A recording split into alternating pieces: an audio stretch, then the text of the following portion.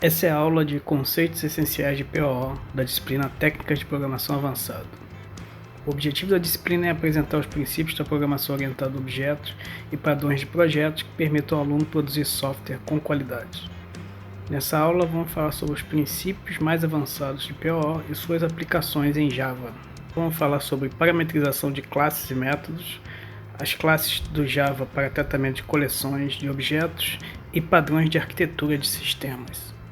A parametrização é a ação de passar tipos como parâmetros para classes e métodos.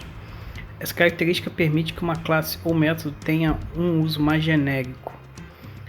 Um uso muito comum para parametrização é para definir as classes de coleções e permitir criar coleções de qualquer classe, sem a necessidade de ficar redefinindo classes para cada tipo existente.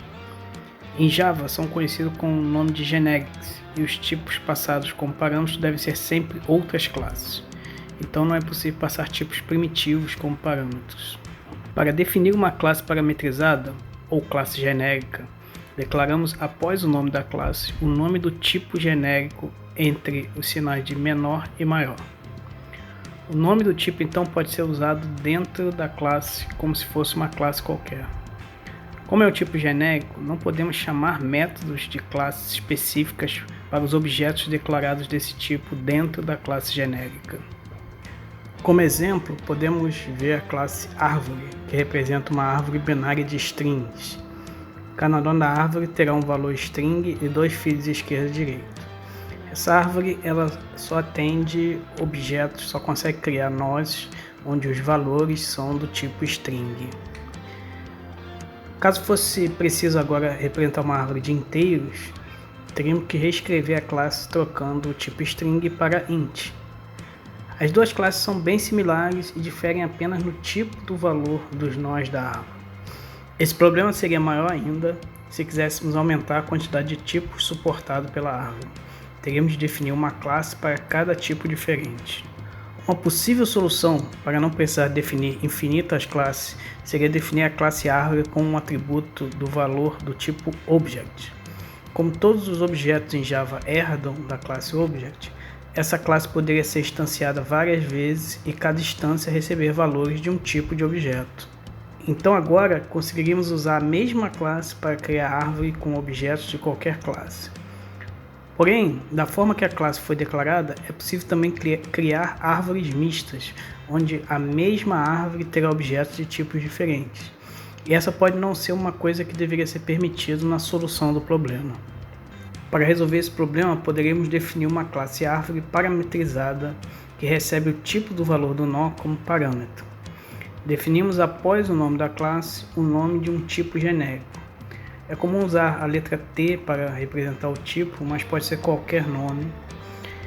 E substituímos esse tipo em todos os lugares da classe onde faz referência ao tipo do valor dos nós da árvore. Ao utilizar a classe para instanciar um objeto, dizemos qual a classe que será passada como parâmetro, e assim podemos criar as árvores de strings e de inteiro da mesma forma que antes, com a diferença que não podemos mais adicionar nós com valores de tipos diferentes. Além de passar parâmetro para uma classe, também é possível passar parâmetro apenas para um método, permitindo seu uso ser mais genérico. Não é preciso que a classe seja genérica para ter um método genérico. Um uso muito comum para método genérico é quando o método quer tratar diferentes coleções. Na estrutura de um método parametrizado, o tipo passado como parâmetro é indicado entre a visibilidade e o tipo de retorno do método, sempre usando entre os caracteres menor e maior. No exemplo, podemos ver um método que inverte a ordem dos elementos em um array. Esse método consegue inverter a ordem de qualquer array, independente do tipo de elementos no array. Da mesma forma que com classes parametrizadas, essa forma de tratar é diferente do método receber um array de objects, pois aqui garantimos que todos os objetos dentro do array são do mesmo tipo, e isso pode ser importante para a operação executada pelo método. Também é possível limitar os tipos que podem ser passados como parâmetros para uma classe ou método. Para isso basta indicar a relação do tipo com outros tipos. Um uso muito comum é limitar os tipos a uma generalização. No exemplo dizemos que T extends uma superclasse específica Isso significa que no uso da classe ou método, só podemos passar classes que herdam dessa superclasse. Isso é útil quando dentro da definição da classe ou método parametrizado, queremos usar algum comportamento específico de generalização, mas ainda deixar a classe ou método genérico para qualquer subclasse da generalização utilizar. Por exemplo, vamos imaginar que queremos que a árvore genérica declarada anteriormente só possa tratar valores numéricos. Então poderemos limitar ela a só receber tipos que são subclasses da classe number. Entre os tipos possíveis que podem ser passados como parâmetro, temos então integer, float e double. Assim, faríamos alteração na definição da classe de forma que o tipo T tenha de ser subclasse de number. Isso permite que métodos específicos de number possam ser chamados dentro da classe árvore.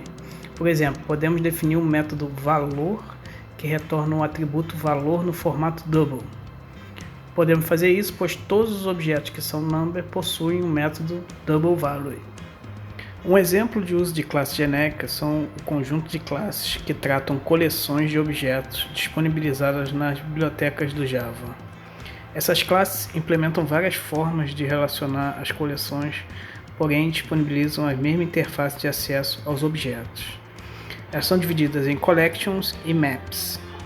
No diagrama podemos ver a hierarquia de classes e interface das diversas collections disponíveis. Temos 3 grupos de abstração: os conjuntos, as listas e as filas. A collection é a interface que disponibiliza, entre outros, os métodos add, addAll, clear, isEmpty, remove, removeAll e size. Todos esses métodos estão presentes em todos os conjuntos, listas e filas que implementam essa interface. Como elas realizam esses comportamentos é que variam para respeitar suas características. Vamos falar com mais detalhe dos conjuntos e listas. A principal característica dos conjuntos é que eles não possuem a ideia de posição dos elementos dentro do conjunto. Então não é possível recuperar elementos pela posição ou qualquer tipo de ordem, apenas obter informação sobre o conteúdo do conjunto. Por isso não faz sentido conter elementos duplicados em um conjunto.